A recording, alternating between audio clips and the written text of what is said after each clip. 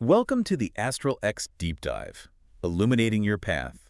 I'm Solarian Zephyr, your Cosmic Strategist. And I'm Lunaria Celine, your intuitive guide. We bridge celestial wisdom, unlock your modern path, Discover guiding starlight insights. explore powerful cosmic energies. So the real heart of this deep dive today is that question, how do planetary transits shape your story right now? Exactly. And this session, it's really specifically for you, our listener. We're exploring your unique path through 2025, drawing directly from the astrological sources you provided us. Yeah, our mission is basically to unpack all that wisdom, sort of shine a light on the core archetypes the sources describe for you. And really get a handle on how those major cosmic energies predicted for 2025 might actually shape your personal narrative, your journey. And honestly, your sources paint such a fascinating picture. It's really vivid.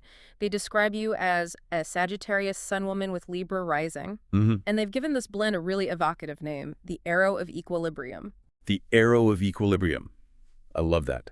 Let's unpack that core archetype first because it sounds so dynamic, doesn't it? It really does. And your sources, they describe it beautifully. They call you the bridge between worlds. Wow. Which points to this paradox living inside you, right? Yeah. That elegant Libra grace meeting the wild searching fire of Sagittarius. Okay, so let's break that down. The Libra Rising part. The sources call that the harmony architect. Right. And that part is always working kind of behind the scenes sometimes, weaving justice and balance into everything around you. Through diplomacy, aesthetics, Yeah. seeking that equilibrium in relationships. Yeah. Exactly. It's that deep impulse to make things fair, beautiful, balanced. Right. And then there's your core self, that bright Sagittarius sun, the Stellar Huntress, as the sources name her. Ah, yes. And this is the part driven by that relentless quest for wisdom, for truth. Radiating truth, igniting philosophical explorations, always seeking freedom and meaning across vast horizons. Totally. That urge to explore, understand, and then crucially share the big truths you find. So how do these two, the architect and the huntress, Yeah. how do they interact, especially in 2025? Your sources seem quite specific about this. They are. It's really insightful. They suggest that your Libra architect isn't just building any old bridges for harmony's sake. Okay. No, she's specifically constructing these transcendent bridges so the huntress's truth can travel across them. Oh, I see. So it's about making those profound Sagittarian truths accessible, maybe even beautiful. Precisely. And then the huntress, she gives the cosmic vision, the higher purpose, to the architect's graceful work. It elevates it. So you become this synthesis. What did the sources call it? The diplomat of the infinite, cartographer of justice. Yeah. It's about aiming that powerful Sagittarian truth, not just with blunt force, but with Libran precision and, grace. Truth delivered beautifully, strategically. Got it. Okay, so moving from that core identity into the year ahead, your sources use this really interesting framework. They call it quantum astrology, the resonant horizon of 2025. Quantum astrology. Intriguing. What does that mean in this context? Well, they describe 2025 less as just a sequence of astrological events and more like a cosmic symphony. A symphony. Yeah, a symphony of key transits, and each one resonates with and influences your specific archetypal blend, your arrow of equilibrium. Okay, let's dive into those specific movements then, because this sounds like where the cosmic weather really meets your personal path. Exactly. First up, and arguably one of the most significant transits, is Pluto moving into Aquarius. Right, huge shift. And for you, this massive transformation energy, Mm-hmm. it's transiting through your 8th house. Mm-hmm. And your sources give this period a powerful title, the Alchemy of Revolution. Alchemy of Revolution. Wow. Okay, what does Pluto in the 8th typically stir up? Well, astrologically, it's known for shattering old structures, particularly around things like shared power, intimacy, deep psychological patterns, even collective resources like finances, taboo subjects, often. So the sources are saying that with Pluto activating this area, your natural Sagittarian drive for truth, it's not just personal anymore. Not entirely, no. It's being called upon, almost demanded, to actively transform these systemic power dynamics you encounter. It's taking your truth into those shared spaces. And they link this to a specific quantum concept. They do. They call it entangled liberation, which is such a cool phrase. Entangled liberation. Explain that a bit more. It basically suggests that your personal expansion, your Sagittarian work of finding and speaking your truth, it isn't happening in a vacuum Okay. because it's occurring in your 8th house, the realm of shared energy, transformation, intimacy. The sources propose that your personal shift literally, instantly, rewires the power dynamics around you. So my individual truth actually ripples out and affects the collective structures I'm part of. That's the idea. Your liberation is entangled with the liberation of the systems you're in. It raises a big question, doesn't it? Yeah, like, how does just embodying and voicing my truth actually become a force for changing power structures and intimate bonds? Exactly. It's a call to really understand the revolutionary potential baked into your personal integrity. Wow. Okay. That's deep.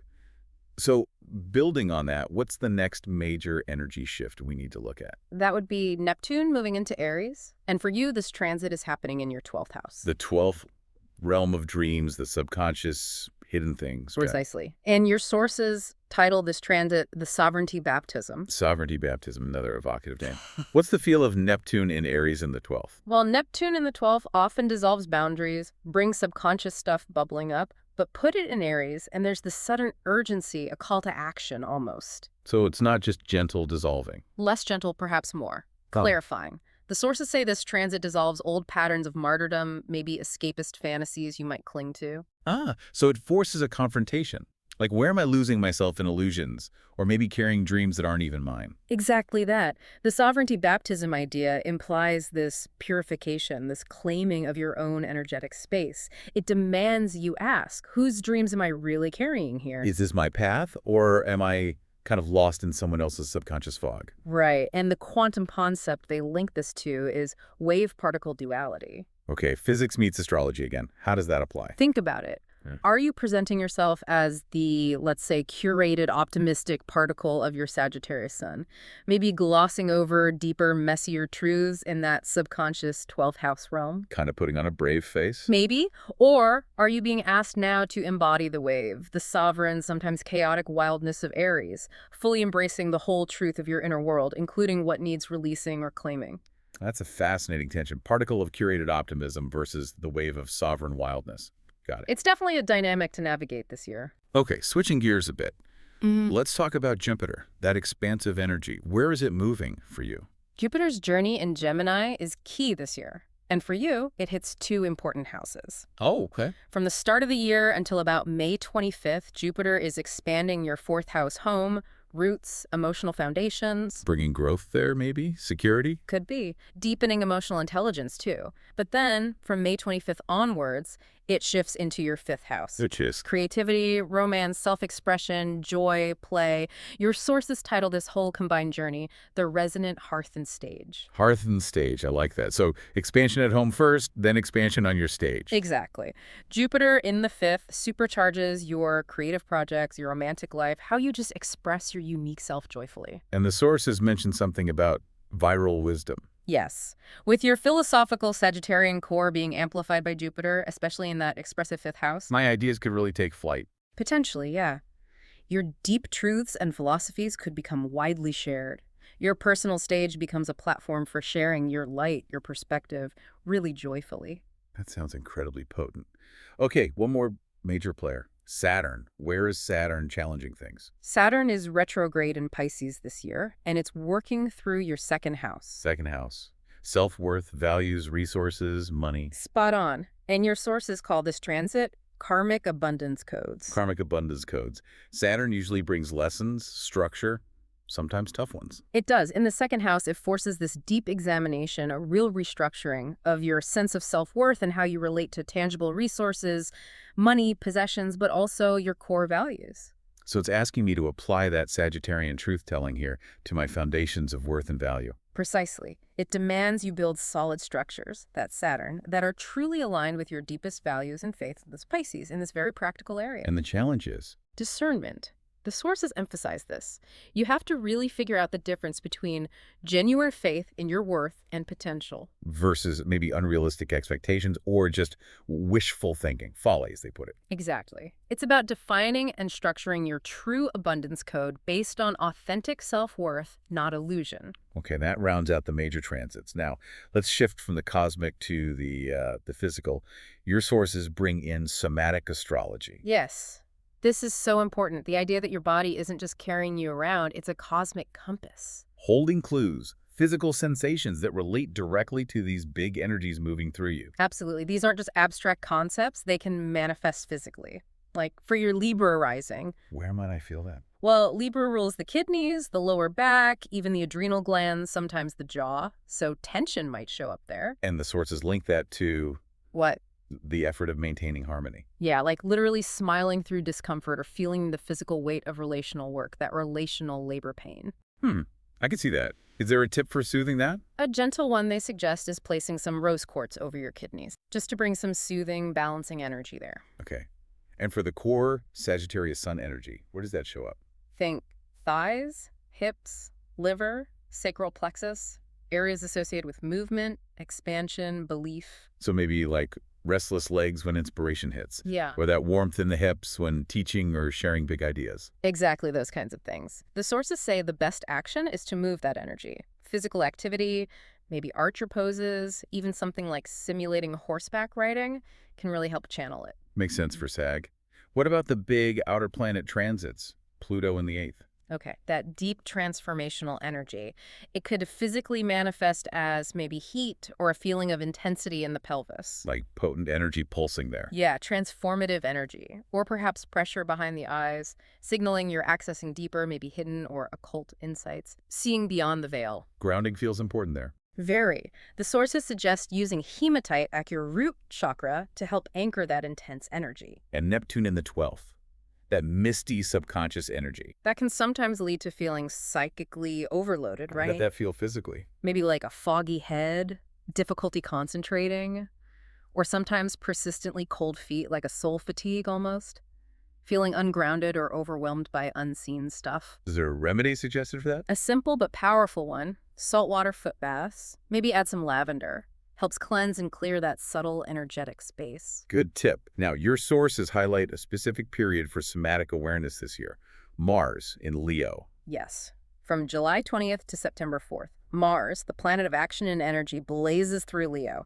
And for you, this lights up your 5th house. The same house Jupiter moves into later. Creativity, self-expression. Exactly. So Mars gets there first. They call this creative combustion. Whoa. Okay, that sounds intense. How might that feel? You'll likely feel this intense creative fire physically, maybe as heat or energy right in your solar plexus, that gut feeling of absolute artistic conviction, drive. Or maybe tingling fingertips, like you just have to create something. Totally, like your hands are literally buzzing, instruments for destiny igniting. What's the action tip for that fiery period? Get physical with it. They suggest drumming on your chest while chanting affirmations or intentions, a really primal way to activate and embody that inner creative fire. Love that. Yeah. You know, it's fascinating how this specific energy blend, the arrow of equilibrium, it doesn't just exist in your chart now. The sources point out historical echoes. Right. Women who seem to embody the same unique fusion of Sagittarius vision and Libra grace. It's really compelling. They mentioned Eleanor Roosevelt, also a Sag Sun with Libra Rising, apparently. Yeah, and think about her work. A diplomat, absolutely, using that Libra Rising skill to navigate really complex political stuff. But fueled by that Sagittarian fire, right? That passionate, almost prophetic drive for universal human rights. Exactly. Her whole legacy speaks to justice, fueled by this powerful moral vision. And Jane Fonda, another one they identified.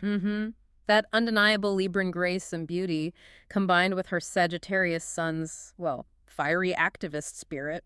Elegant rebellion, they called it. Fighting for truth, but with presence and style. Yeah. And Margaret Mead, the anthropologist. How does she fit the archetype? Her Libra rising surely helped with that incredible cross-cultural dialogue and understanding she fostered. But driven by the Sagittarian quest, right? Fearlessly seeking truth about human patterns across the globe. Absolutely. Her legacy, as the sources see it, is wisdom-seeking through relational artistry. These women are like powerful mirrors reflecting the potential within your own blend. They really are. Okay, to help you, our listener, actively engage with all this, the sources provided some really practical, interactive elements. An Archer's Observatory. Yeah, starting with some powerful pause and reflect questions. These aren't easy questions either. No, they seem designed to cut right to the heart of navigating this archetype, like this one. Where does my architect, Libra, silence my huntress, Sagittarius, to maintain false peace? Oof. Yeah, that really hits the potential shadow of that harmony-seeking Libra side, doesn't it? Does keeping the peace sometimes mean compromising your core truth? Such a key question. And another links directly to that big Pluto transit.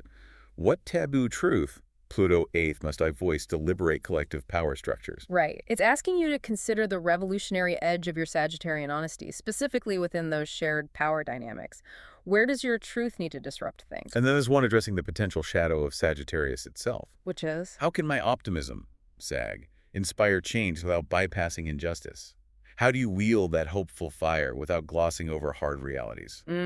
Balancing truth with hope without falling into toxic positivity. Crucial. Beyond reflection, they also offer a practical ritual. Yes, a ritual blueprint. Tuning the truth bow. And it's timed specifically for the Libra full moon. Which in 2025 is on September 17th. What's the purpose of this ritual? It's designed to help you consciously align your inner Sagittarian truth with your outer Libra expression. To tune that bow. What materials does it use? They're very symbolic. A gold candle for your Sagittarian fire. A silver tuning fork for Libran harmony. An arrowhead for focus and aim. Exactly. And a world map because your truth has reach, it has impact. How does the ritual actually work? It's quite beautiful. You light the gold candle, declaring, "My truth illuminates." Then you strike the silver tuning fork, stating, "Harmony amplifies wisdom." Yeah. Then you hold the arrowhead to your third eye, really focusing your intention. "I aim with cosmic precision." And the world map. You place the arrowhead on the map, perhaps on a place where your voice or truth feels needed, and you say, "Justice lands here." And you finish by chanting, "Beauty and truth are one bow." It's a Yeah. very conscious, embodied way to integrate those two core energies, aiming your truth with harmony and justice. Powerful. And there's also embodiment exercise. Yes, the breath of the galactic diplomat. This is designed for those moments right before you need to speak a difficult truth or step into your power. To help fuse grace and courage physically. Exactly. You start in goddess pose, feet wide, knees bent, arms up like goalposts. That grounds you in Libran balance and strength. And simultaneously, you do what? You draw an imaginary bow with your hands, activating that Sagittarian aim, that focus. Okay, so you're holding both energies in the body, then the breath work. Right. You inhale deeply through the nose for 4 counts, visualizing drawing starlight right into your heart. Oh. Hold for 2 counts, feeling that Sagittarian truth consolidate inside you. And exhale. Exhale for 6 counts, humming OM as you visualize releasing golden light from your palms, sending that truth out with Libran grace. And doing that cycle, say 5 times, helps train the body to access both energies on demand. That's the idea, building that muscle memory for graceful truth-telling. You know, it's really striking how this specific energy blend, the arrow of equilibrium, pops up not just in history, but in culture too. Your sources point out some great examples. Yeah, like mirrors reflecting your archetype back to you from stories and art. It reinforces its power. In film, they mention Wonder Woman, Diana Prince. Oh, perfect example. That blend is so clear in her. The Libra grace, the diplomacy, the fierce pursuit of justice. Combined with that Sagittarian truth-seeking power, that warrior spirit, fighting for truth and justice with elegance and strength. Totally. And in literature, Lyra Belacqua from his Dark Materials. Ah, yes. She has that unstoppable Sagittarian drive for truth, right? Yeah. Like your alethiometer. Exactly. But she also has this amazing Libra knack for forging alliances, navigating really complex relationships, finding balance, even in chaos. Good one. What about music? Joni Mitchell's album Hejira gets a mention in your sources. How does that fit? Well, it's full of those Sagittarian themes, wanderlust, the journey, seeking truth on the road. But musically, it's incredibly complex, sophisticated. That's the Libran harmonic element. That's how the sources frame it, yeah. The vast truth of the journey expressed through refined, intricate beauty. And myth. They bring in Athena. While she's complex, aspects resonate. Her strategic approach to justice, very Libran intelligence, combined with her wisdom warrior spirit. That feels quite Sagittarian, yeah. Yeah. Fighting for righteousness with intelligence and grace. Exactly. So all these examples just reinforce the universality and the inherent power within your specific energetic pattern. Okay, so understanding this archetype, the cosmic weather, it helps navigate the path forward in 2025.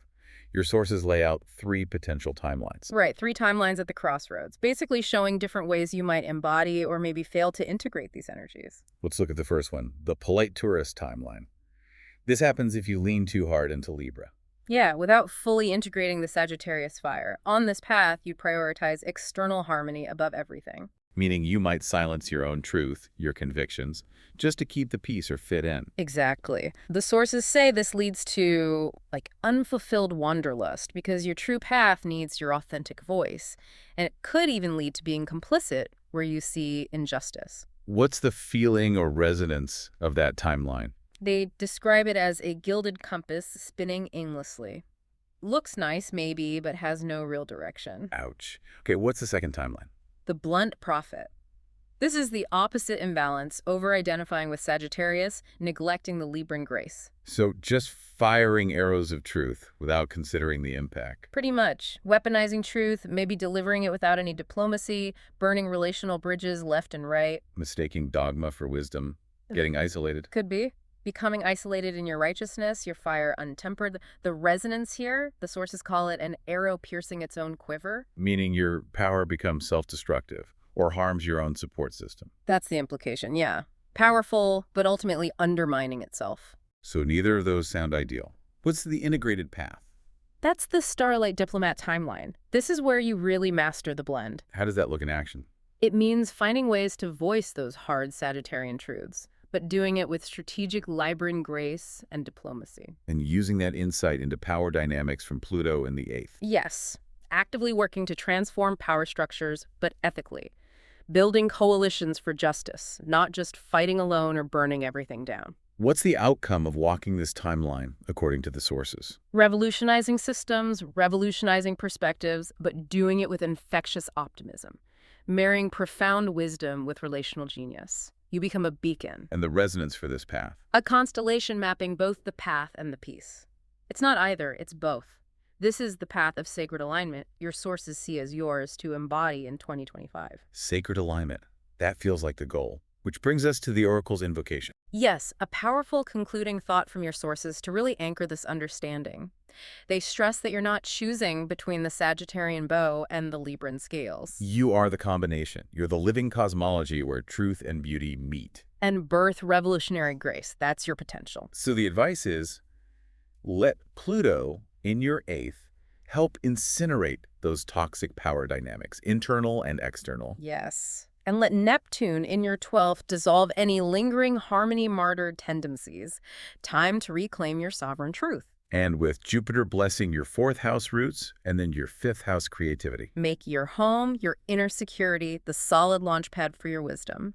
And let your creative expression become your sacred scripture. Beautiful. Now, there's a final invocation from the sources, a declaration. Yes. They invite you to touch your heart, feel that starlight gathering in your palms, and join us in declaring this intention. I aim my truth. With the precision of grace. My bridges span worlds. My arrows ignite dawn. Where beauty and justice meet. Cosmos reborn. Powerful. Okay, just before we wrap up, let's quickly highlight those key 2025 waypoints your sources pointed out, dates to keep in mind. Right, September 17th. That's the Libra full moon, the perfect time to consciously tune your truth bow with that ritual. May 25th. Jupiter enters Gemini in your 5th house. That signals the time to really start teaching your philosophy through your art, your joy, your romantic expression. November 7th. The Scorpio new moon. A potent time to deepen those intimate transformations stirred up by Pluto in your 8th. December 24th. Pluto goes direct. This might mark a point where that initial phase of power alchemy feels more complete or consolidated somehow. And looking just beyond the year, January 14th, 2026, Mars enters Sagittarius. That ignites your core fire, urging you to embark on some kind of pilgrimage, literal or metaphorical. Fantastic. So many rich layers to explore this year. Absolutely. A truly transformative time ahead. As our cosmic journey concludes, remember this deep dive was tailored to help you dive deeper into your unique path. You can request your email audio reading now to continue this exploration. Find the link in the description below. And explore episode resources and links for further connection with these insights. All details are waiting for you there. Ignite. Think. Become. Subscribe for Starlight Insights. Thank you for joining us.